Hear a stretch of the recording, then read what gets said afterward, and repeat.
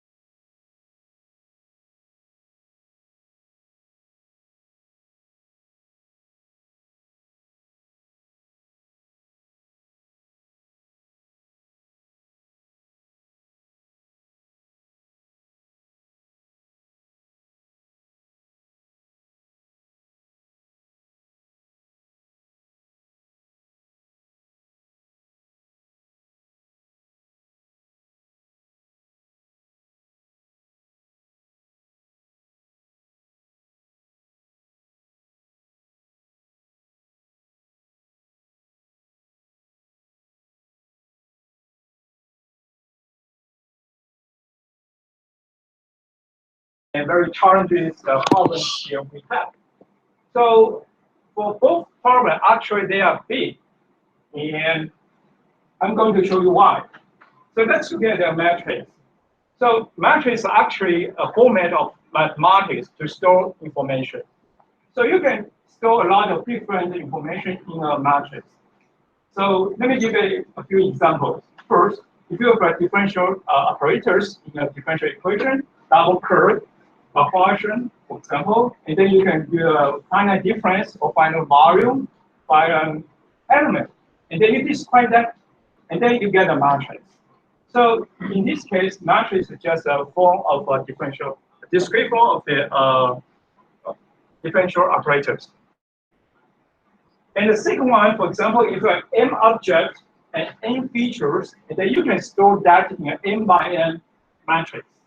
Okay, so you, for example, if you have this object, and then you have it's a table, it's somehow a desktop, and then a chair, and then you have some material to connect them. So there are some kind of feature. And this one is an object has some kind of feature, and some of them have a common feature, it's like that. So you can store n objects with n features. Another thing is if you have a different objects, the relation between pair of n, then you can also express that as a matrix. So for example, if you have taken the statistics course, then covariance matrix is one of such examples. So you can store the relation between 2%, for example, in a matrix. In this case, if you have 2 by 2, I mean, you have an n by n matrix to express that kind of thing. And of course, in the network, the connection between that can be stored in a matrix. So they are all matrices, but what we are facing right now is a big matrix. So we have a lot of matrices, but right now we are dealing with a very big matrices. So that changed everything. If your matrix is a small one, or it's like a millions or 100 millions, then you need to develop new kind of algorithm to solve this kind of problem. So if it is big, then everything is different. So why we have this kind of big matrices? That's why this kind of problem didn't happen like 10 years ago. Why we are keep watching, keep observing this kind of big matrix in almost all kind of science, engineering, social science, whatever, medicine, bio. That's because we have more and more large-scale scientific database. We have larger and larger internet to collect all kinds of different information.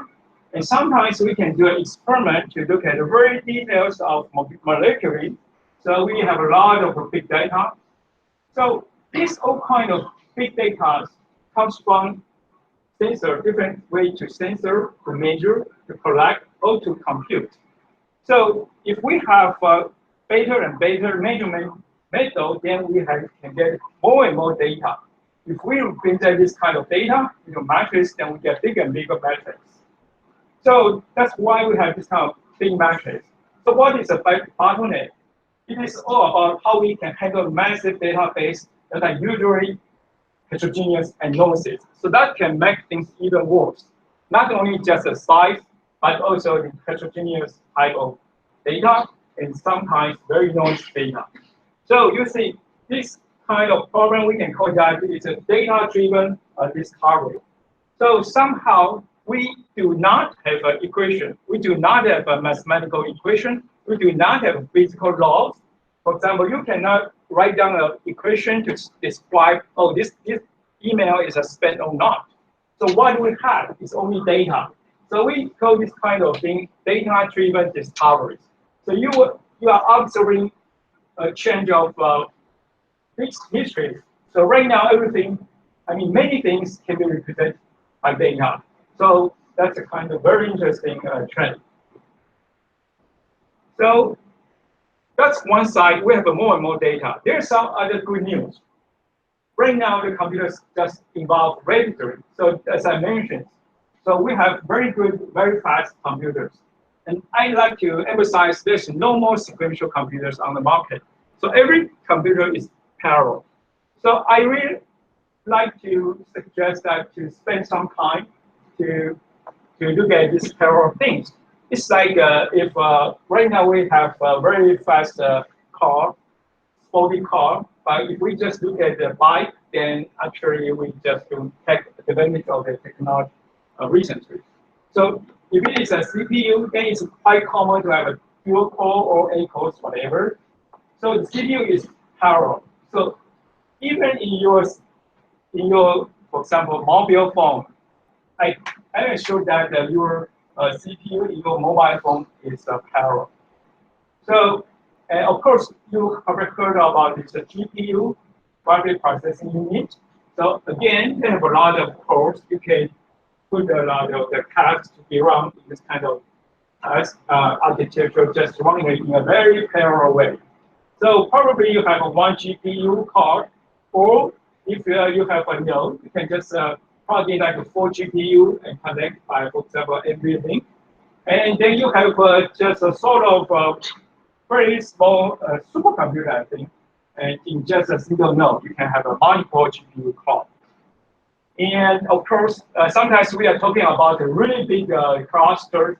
Then you have a lot of GPU, CPU, these heterogeneous structures in a very big supercomputers. So that's from very small device, mobile device, up to this national center-based supercomputers. Everything is parallel. So it seems that we have very good computing power, and we have very big problem. So it seems the problem is solved. But unfortunately, it is not the case. So, probably this page is.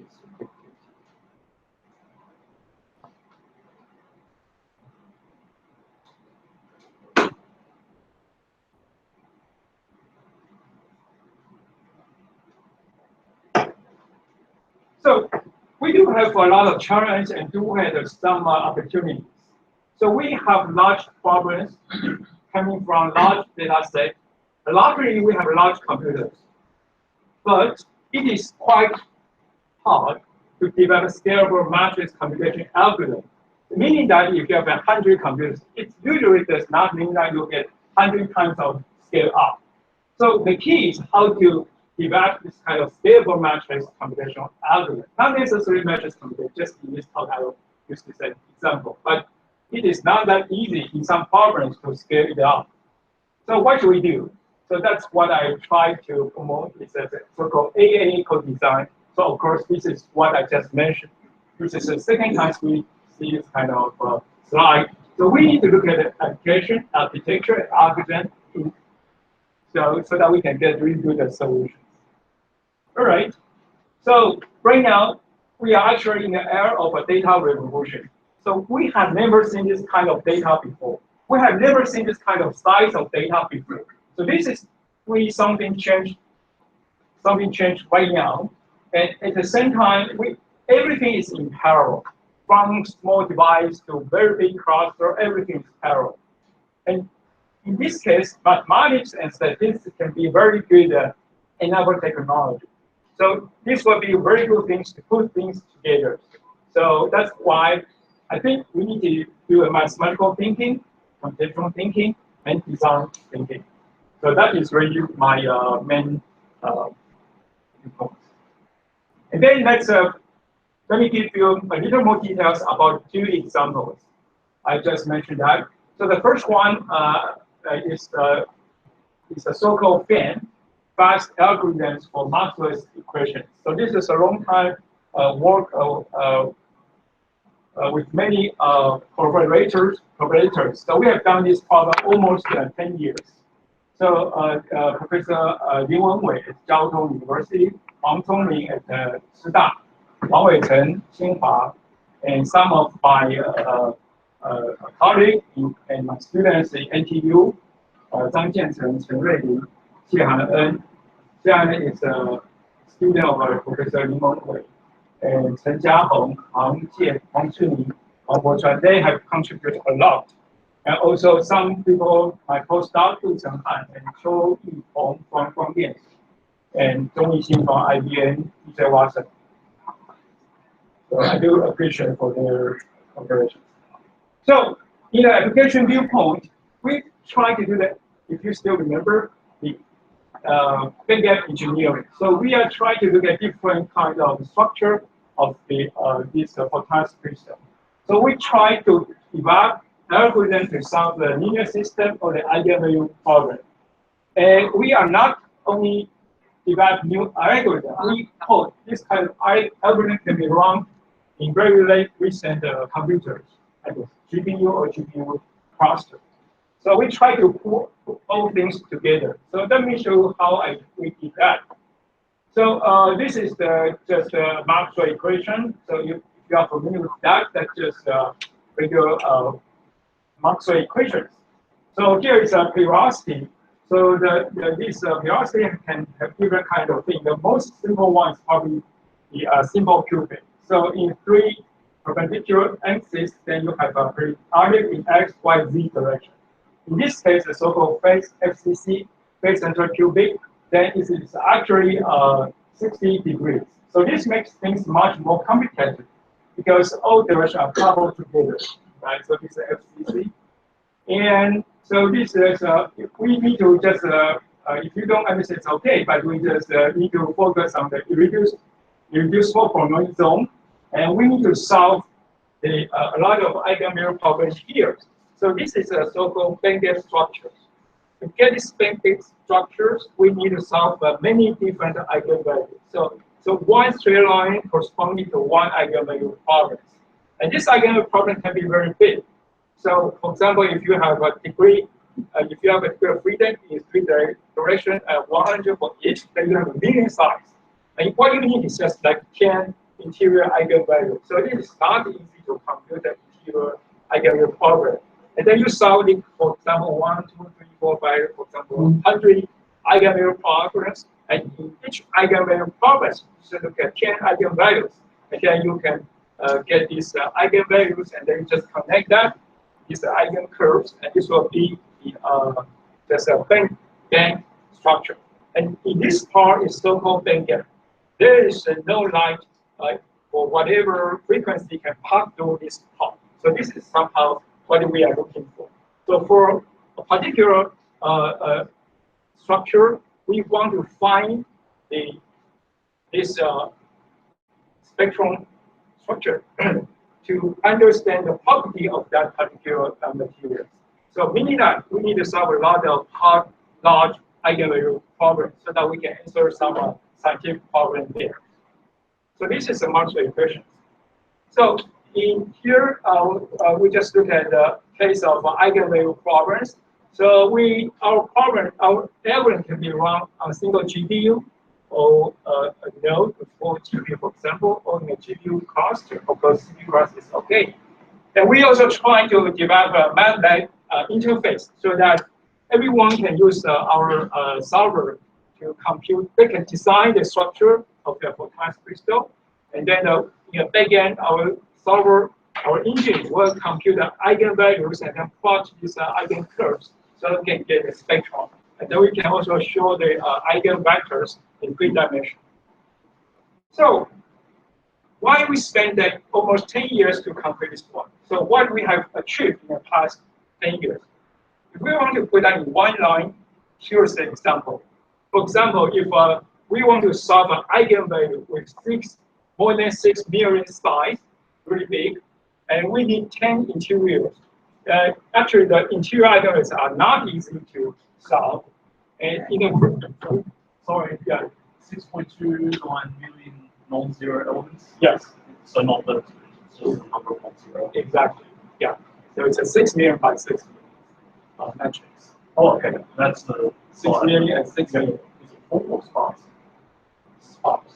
It's 5 spots, but there is some structural difference. So in the very beginning, we try to solve this problem. It takes us like 1 month to complete to get one is a spectrum of these band gap structures.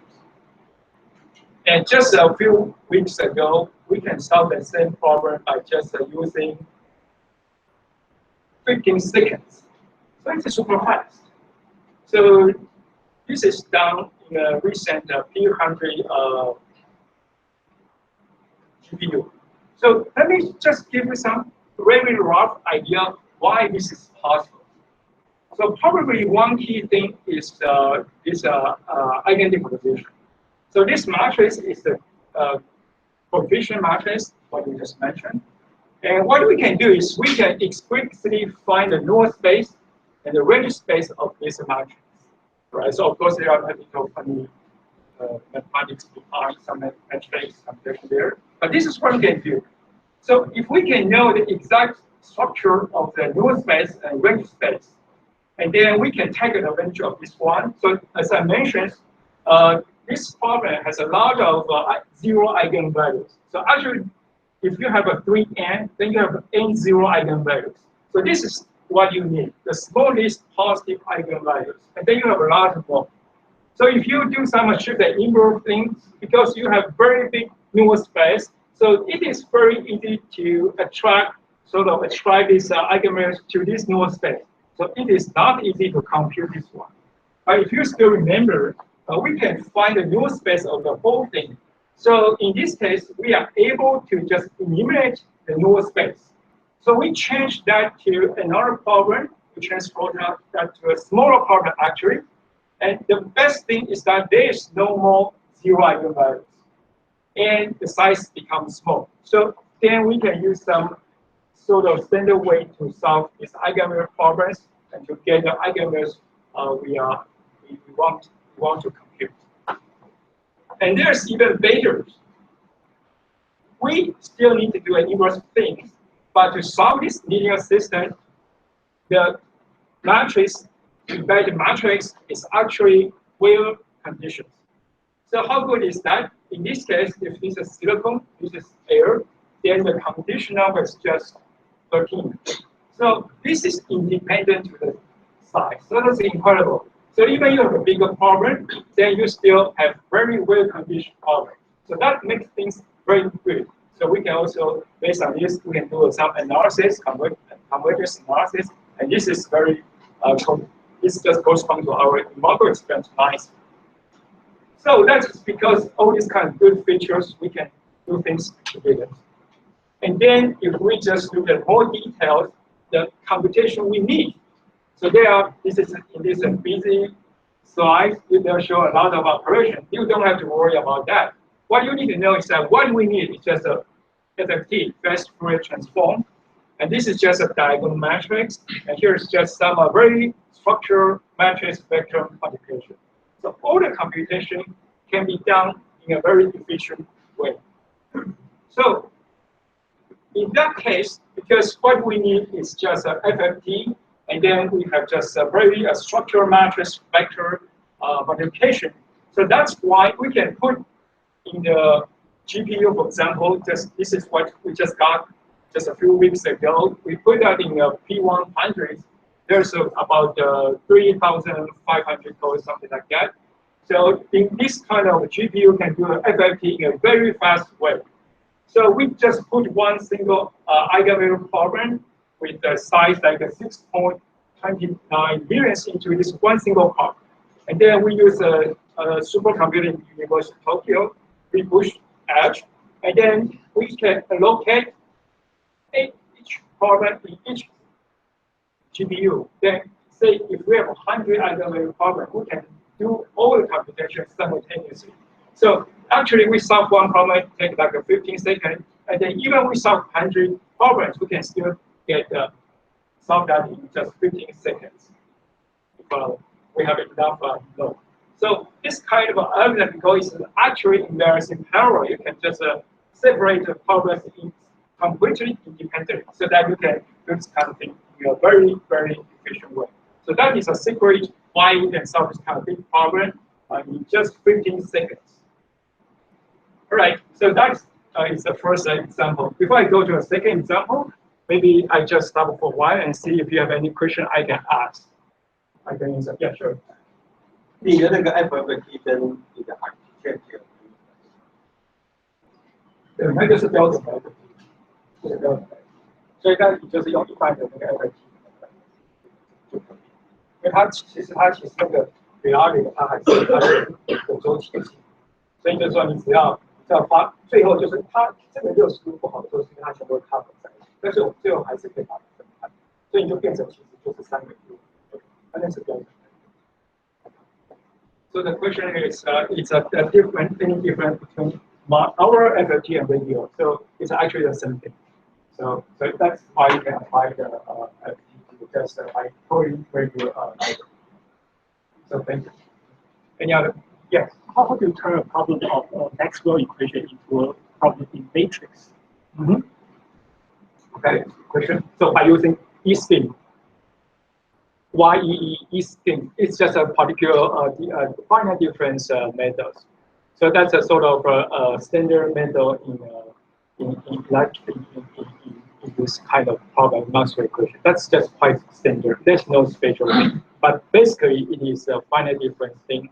So you put your discrete point in the edge and in the face in some particular way, and then you can do the structure of the discretization will become the matrix. So the answer is just E-spin, Y-E. That's the last step. He invented this method. What's the relation of the eigenvalues you find with the original solution of the equation? That's good. That corresponding to frequency. All right. So in some certain direction, and that frequency of wave can be goes to or not. So basically, it's corresponding to frequency. It's an eigenvalue. Thank you. So. 还有没有其他问题？可以吗？还听得懂吗？好，如果你听不懂，你就讲，我可以用中文再讲一次。不是全部啦，就是。好，那我们就继续哈。Okay, then the second part is so-called integrated single variable computation. This is one particular problem of one thing we are trying to build in the coming years. We call it the Monte Carlo type numerical linear algebra. So I will just show you one example how we do that single variable computations. So again, this is a joint work with Professor Chen Suyun, Chen Dingli. They are in academia clinical statistical sciences, and it's Zhang Yu-Chen. Zheng Yuxiang is the postdoc for Professor Chen Suyun. And Matthew Yu-Chen is here. And our Chen Hong also in our department, and my students Zhang Dawei, Yang Mu, and Wang is a student of Chen Suyun. So we have worked on this problem for a while, for a few years, and we think there are a lot of things that we are going to do on this problem. So again, I do appreciate whatever. So why we are looking at this problem? So actually, we are interested in doing this kind of scalable data analytics. So we want to do the scalable data analytics. So what kind of problem in our mind? So many. For example, the air pollution analysis, PM 2.5.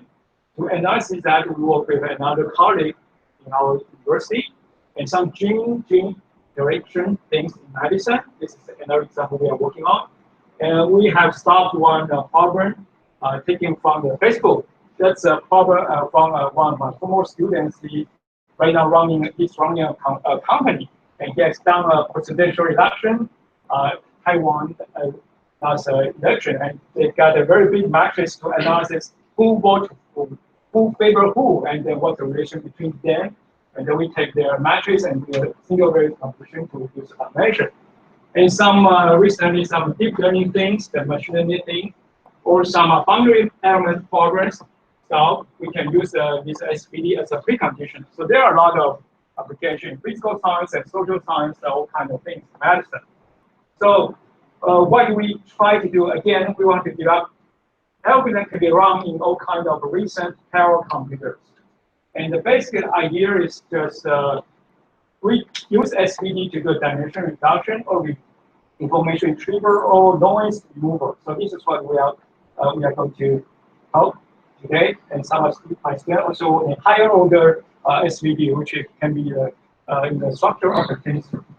And Professor Yu-Chen, he joined and he brings us a very good insight in non-negative matrix factorization that can be used in, for example, recommender system.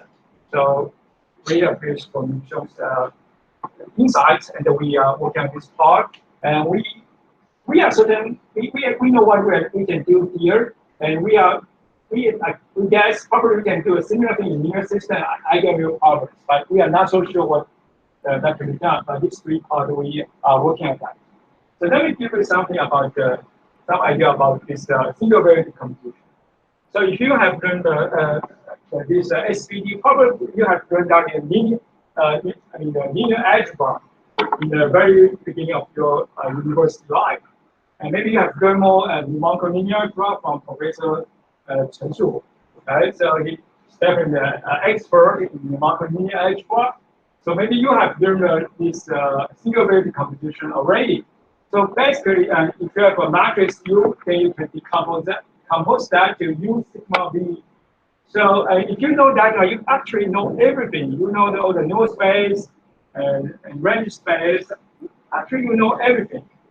So it's really about this single decomposition. But this is not new. It is well studied in many different fields, and there are many applications. So this is actually not new. So why we are looking at this problem? So let me show you later. So it's all about the single variable computation, and this is about the matrix A. So for different A, we need different kind of algorithm to find a single variable computation. So now the question is, if our matrix A is big, or it is bigger, or it is even bigger and not stopping, just keep growing this big, you can hardly see the structure of A. There's even no way to store the A, so you can just see partial of A. So sometimes if this is big, you don't know what it is. So how can we find the eigenvalue, the single value computation of a matrix like this? It's too big for you to look at everything. You can just look at part of it. In this case, how can you find the single variable computation of this big matrix? So here is our proposal. So let's look at this one. How about we just look at part of it? Okay, we look at here, there. For example, we look at sum of n, and then we do the single variable computation of this small part. And hopefully, if we are lucky, then by looking at this small part, we can get the whole single variable of the whole thing. This sounds weird, but it is possible. And even better, so if we can do these things in a parallel way. So for example, if we spend 8 computers simultaneous to each small part, then we can find the small part of this. Actually, this is a small projected space. So we project out a small space, subspaces, and then in each of the subspace, we use one computer to do the things, and then after that, we integrate everything by using the whole 8 computers, and then hopefully we can get a single variable computation of the whole matrix. So that is what we are working on. So actually, again, there is some algorithm has been proposed. So this is somehow very hot topic recently. It is called a randomized single variable computation.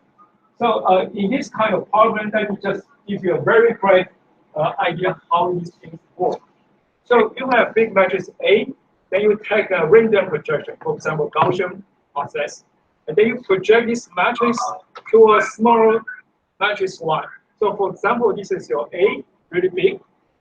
It's n by n. So you have a very flat 1, and then you have a projection matrix, and this is a random one, and then you project that to this Y. So the size of Y is much smaller than A. And then in this small matrix Y, you do find the orthonormal basis of this sketch subspace, meaning that is Y.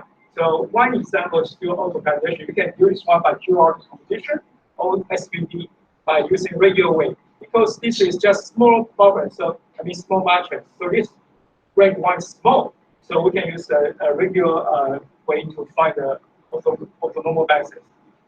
And then this is actually the basis what you project. And then you use a QQ transpose projection. You project this one to the subspace Q, and this is a small one. And then in this small subspace, you find a single variable computation. Then you get the SVD, approximate of SVD of the original A. So that's simple. Just these three main steps. So that was some this method. So what we propose is to do things in parallel. So it is hard to believe why we are so lucky. By one random projection, you can get the right subspace. So our idea is why not we just sketch in, we do just n sketches. So we just random sampling in sampling. So it's, for example, n is 100. Then we do get 100 different random projections.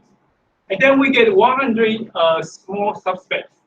And then in each small subspace, we do the optimization to find the orthonormal basis.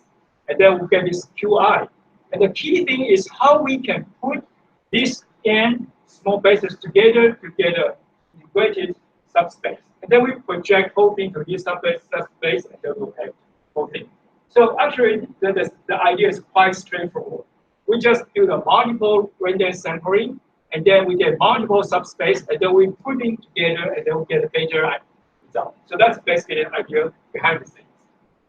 So why this is good for the computer like parallel? For example, if we have a multiple nodes, then the idea is quite simple. So each node you just do one sketching, and then you do one small subspace optimization, and then you use all the nodes to integrate things. So that's all. So that is quite, again, very suitable for this parallel computer. So actually, this multi-color type algorithms are very good for parallels. So another example is like the particle methods in computational fluid dynamics. Okay, so this is a computer application for computers. Yeah. So there is some other details about that. Probably I will just how many times do I have?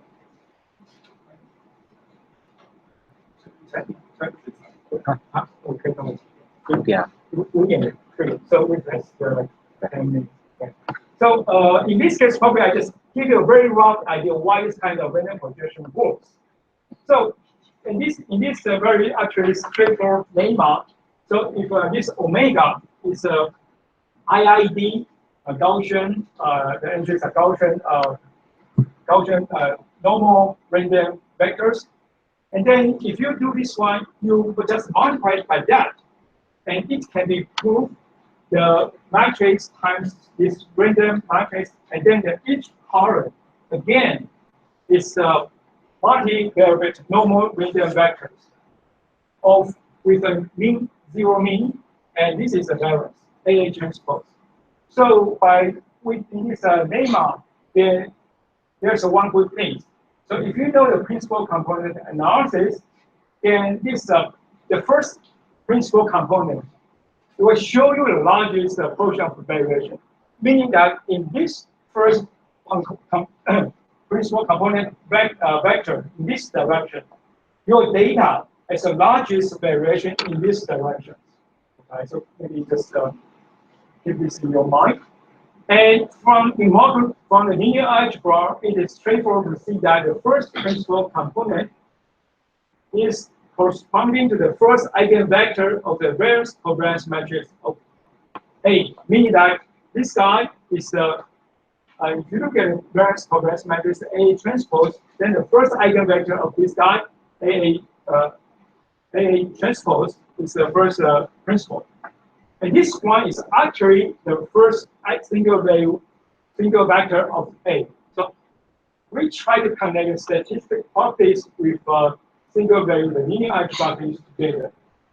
So if this is true for the first principal component, it is also true for all other principal components. If this kind in your background, then we just look at this example. So here, this is a contour lines of a normal distribution with a zero mean, and then the variance AA transpose. So this is the first principal component vector. So if we do a random sampling, okay, so you get sampling of different things, but this one, it will be follow the normal distribution of this one. Meaning that if you do more and more, then you observe a normal distribution in this part. So if you just do one random sample, it can be here, here, here, here, or anywhere. So but very close to here, you have a higher probability to reach this part. So that's why randomized algorithm work. And now our idea is, how about we just put multiple ones, and then we try to take an average, and then it will have an even better chance to close this one. So you'll get better approximation. So that is the basic idea behind the scenes. So in this example, we use our algorithm, and then you can see it's very close to this first principal component. And then how to do the integrate is the key. So here probably I won't go into detail, but this is just to solve a constraint optimization problem. So we want to find the Q bar, which is the argument mean of all these separate QI subspace, and then with this one. So this one is constrained on a stable manifold. So what is stable manifold? Actually, is quite easy. It's just all the matrices, and they are also normal. So that's all. Because we need this one as also normal basis, as I mentioned before. So we need to solve this minimization problem with this constraint. So the key is how to solve this one. There are actually several things, and here one of the things is to do a go average. So this is some kind of a little bit probably complicated, but the idea is actually simple.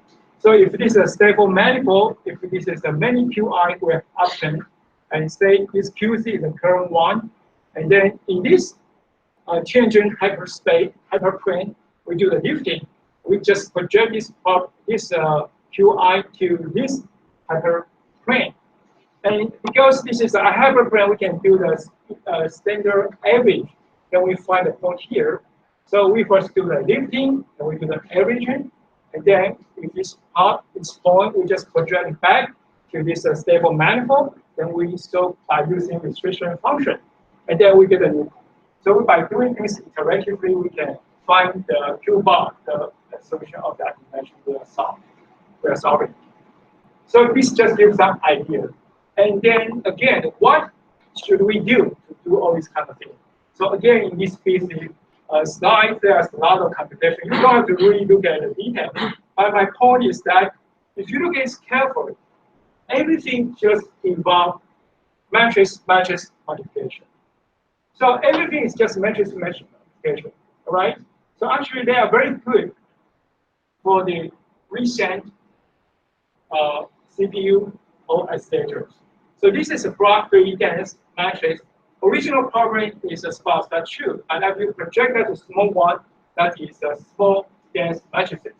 And we all know that this kind of the dense matrix with a cross order 3, they can be significantly accelerated by Xeon5, for example, or GPU. So that's why this problem can be used in a very recent architecture. So that's the one thing I think. And we have done some statistical analysis, and we do find some properties of statistics. So if you are interested, I can provide you more details, but probably I'll just get that here. And let me just show one single example. If we consider a problem with size 2 to 19 by 2 to 20, so it is really big. How big? If you really slow that in a dense case, then this will be 2.2 terabyte. Using single precision and 4.5 terabyte for double precision. There's no way, I mean, it's very expensive to store that, okay? So we can just look at a small power, so we just project that. So here is the first to the 10th and single value. And this one, green one, is by using one single projection, and you can observe this one. And the basic is the one, the similarity is this one. So by using more and more sketching, we get better and better results. Okay, so that just give a very brief idea about how things work. All right, so this is the second part. So probably let me stop for a while and see if you have any question I can answer. Yeah, actually the SVD stuff really does know a lot of optimization. And I was wondering, if you pay an averaging, when you do the point selection, lifting, and calculation of the new average, on some points better than others are more useful than others when you calculate the average. And is there a way that you can evaluate how useful the points are when you do the new solution? Do you mean if I use a K average? So when you do the K averaging, you select the points. I don't select. I use all of them. Oh, you mean? That's a good question. Useful, Yeah. So are you saying we can select part of them? yes. That's a good idea. Very good idea. We thought about that, but the question is we don't know how to select because we don't know the answer. Sure. Yeah. So if we can select that correctly, then we just throw out the outlier part, and then that can be actually by using some small problems. Small numbers of Q, and then you can do the averaging faster. That would be great. I'm just thinking that there must be a way that you can do quick tests with the later. Yes. Exactly. So that is very interesting idea. Yeah, that is definitely a very good research topic. If we can, or there's another way to think about it. What kind of projections better? Yeah, well, this is even better. the first question. Yeah, that's the first question. Yeah, we'll talk about that. Yeah. So if you know how to project, then Yeah, because if you're doing a random projection, some projections must be some others. I use it as a Gaussian projection somehow too, because you have a Gaussian have to be Gaussian. Right, it doesn't have to, but there is no bias. So you actually take the linear combination of all the columns of the matrix. So you have contains many information we think is a single one. But yeah, that would be very good argument. Yeah, for an expert. Oh, I just got questions. Sorry. Yeah, that's good. Thank you.还有没有其他问题？有什么地方就是需要我再解释一下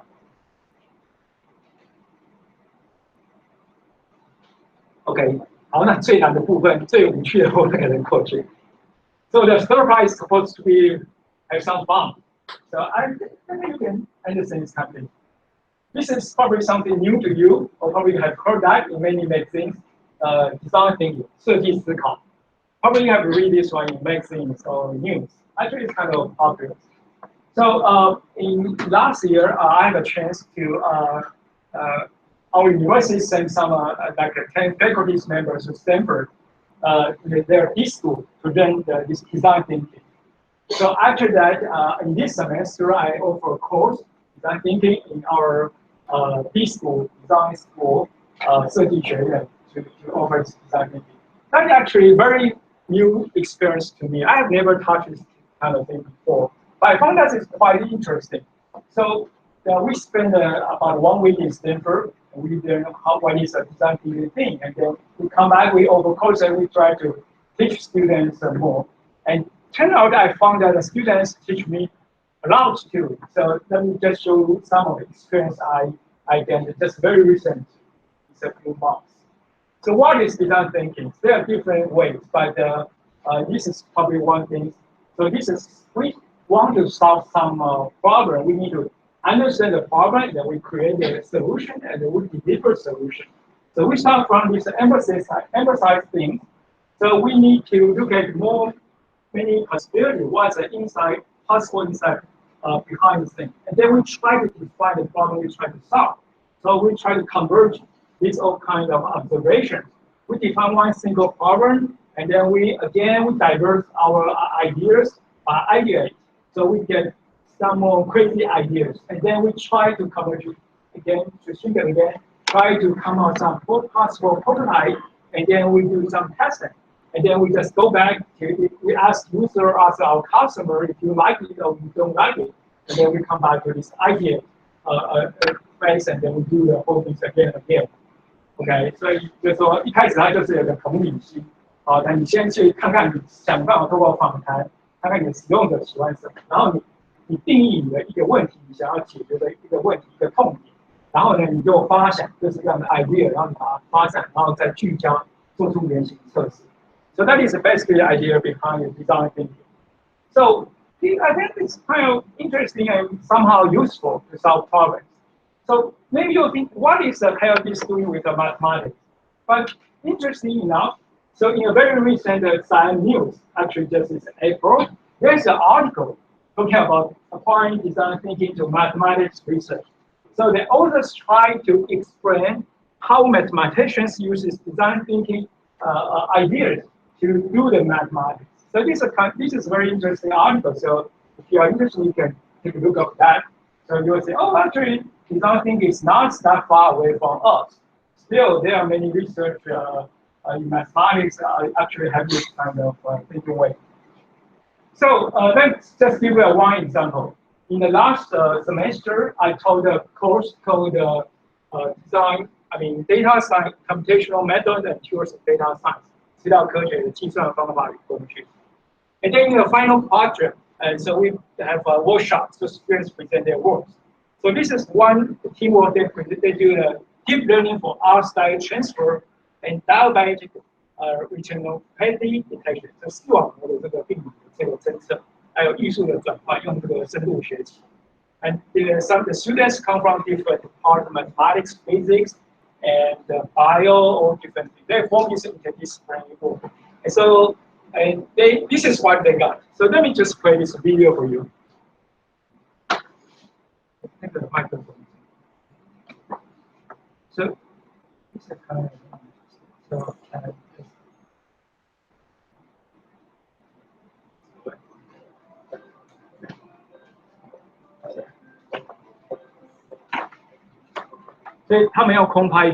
they use a drone to take a picture of an NTU in the left side, and then they use deep learning to transfer that to, for example, the painting of Picasso and all different things.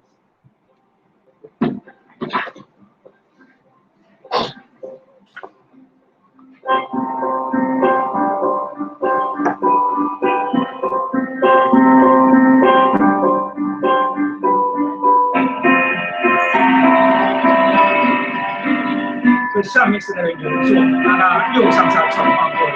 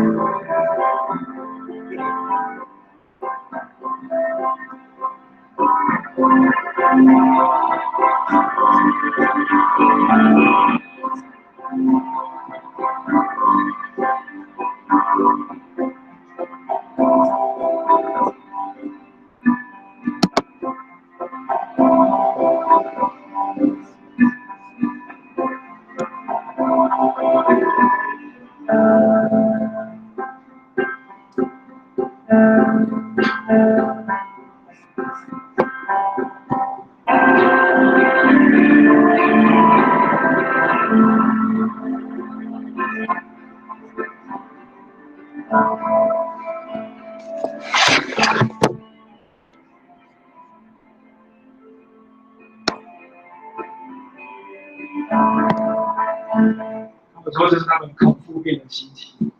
那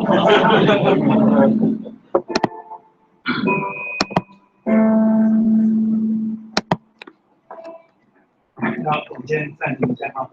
那 OK， 所以我发现其实学生教我很多事情。那他们就这个，那后来他们就这个 project 就是叫做 Flying Over NTU with Picasso and his friends。You can find this right on YouTube。那时候我们就说，哎，那这个时候其实我也不大知道他们在做什么。Then after they close, they actually keep working on this project. In just last weeks, they attended台大创新竞赛。There's no at the second place. There's no 金奖同学、第一同学，他们已经到第三名。So actually, the deep learning part is not the new things.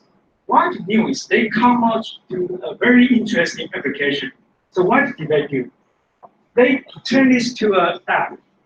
So for example, if there's one guy, he really likes art, but he doesn't have enough money to buy this high-end paintings. So how to enter this area? And I want there's some local artists So there's a very detailed store want to sell his painting. So they try to solve the problem of this kind of thing, of this kind of people. So they try to use this one, say, if this is your photo, this is you. If you can see how Monet and you, then you give some very different feeling, right? So you have no way to ask Monet to paint for you, but by using this one, you can feel the art style of these very famous painters, artists. So you can see how Monet and you. So that's kind of interesting. And they call this art kit, the GitHub, a collection of a lot of programs, and they try to make this as art collection of some Taiwan local painters. And some famous one like Chen Guo, or some very younger artists, probably without enough attention he or she deserves. But we just put one place they can show their work. And they can work with a gallery, Wang. So the gallery can provide a style transfer, a souvenir. So for example, you can transfer to some kind of art style and all this kind of style. So that's kind of very interesting. And they try to connect with the art, 电子商务, right? So the online store, so that the art can enter your life. So they try to change this to this kind of different applications. So they even make an iOS app. So you can take your photo, just take a picture here, and then you just pick one style, and then you just send it up to our server, and then you can compute it in real time. At the same time, you can just browse, for example, Chen Guo, his painting or something about his life, and then in just a few seconds, you send it back to your mobile phone, and then you have this the picture you just took, just in the style of Chen Guo. So you will see this kind of thing. So that's all happen in almost real time. So they have made this app. It's very impressive to me. So they actually talked to some other guys. So they found out that actually there are lots of market in this kind of thing. So they said that there's some junior person to enter this art market. So they went to this 16. This is just an example showing that in just 31 hours, there are T1 that just entered this show. So there's actually a very big market. So let's sorry. Yeah, the US dollars. No, Taiwan dollars. It's just some kind of, okay, I support this one. So they put this just an example for showing this one. This one, yeah, that's good. Because it's just small amount of money, so many people can support that. So this is kind of very interesting. And the funny thing is that they told me that in the context, actually one venture capital talks them, ask them to discuss the possibility to commercialize that. I'm not sure if they will go to that far, but actually I learned a lot from these very potential young people. So that is my main point. In our days, we need to look at these applications very carefully, and we are facing a lot of data. And we need to know all the computers on payroll. We should take advantage of that. By doing that, we need to develop some very new and very enable technology, science, math, and statistical problems. And then with design thinking, you can apply that to many different ways you have never think about. So I like this basketball. So if you know that, if you ever seen this Toy Story, so this boss, he always said, to the infinity and beyond. This is very good. You know, infinity always has boundaries, but you even want to close infinity, you want to go even beyond the infinity. So in the some kind of 超越无限. So it's all about the imagination. There is no limitation of imagination. So my really key message is to all you students, all the young people, the tomorrow's rising star. So just do whatever you want and don't let anything to limit you. Just imagine all the impossible and try to make it happen. So you'll be the superstar tomorrow. So I think I'll stop here. Thank you.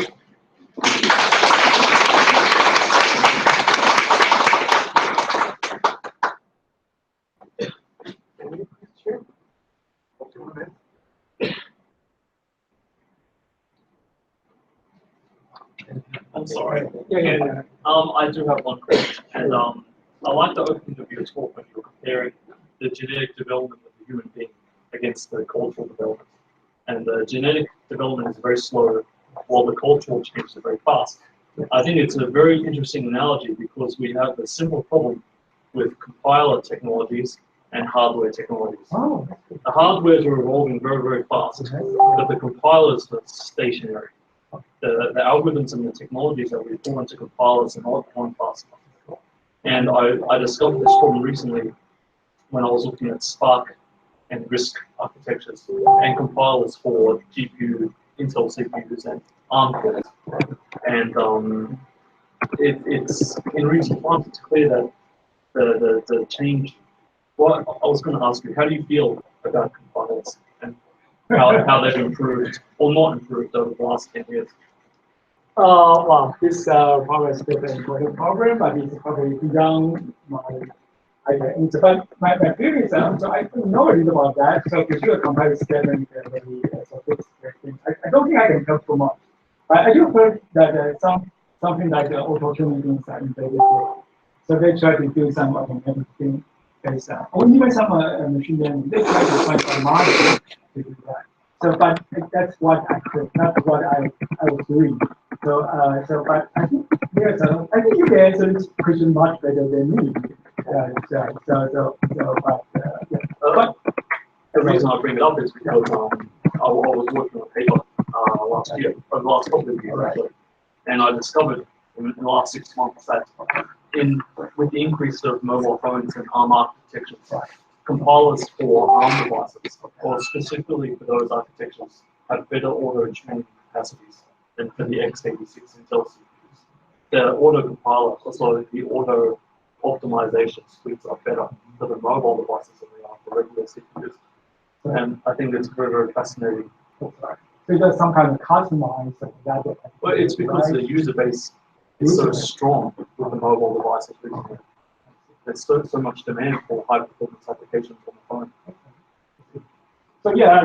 So I heard some computation that's moving to mobile devices. It's sort of combined it's connected to the IoT. Yeah. It's the Japanese government announced in August last year that the next supercomputer will be ARM-based. So they're moving away from x86 and Spark. They're going towards ARM. Okay. So I think that the architecture of the supercomputer somehow it's developed again. So it's very good. And also you know that for tensor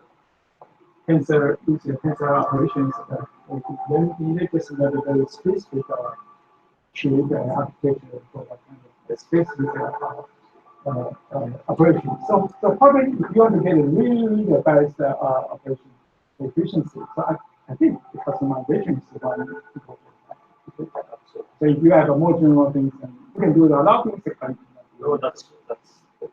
So there's probably some kind of trade-off.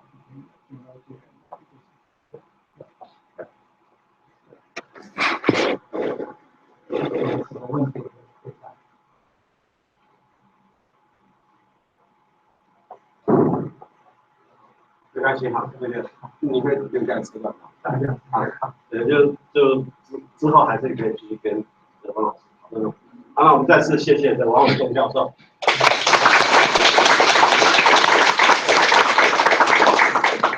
还有今天的那个投影片都有录下来，如果同学愿意想要再看一次的话，我们都可以给同学再看一次这样。那个 app 是 Christmas。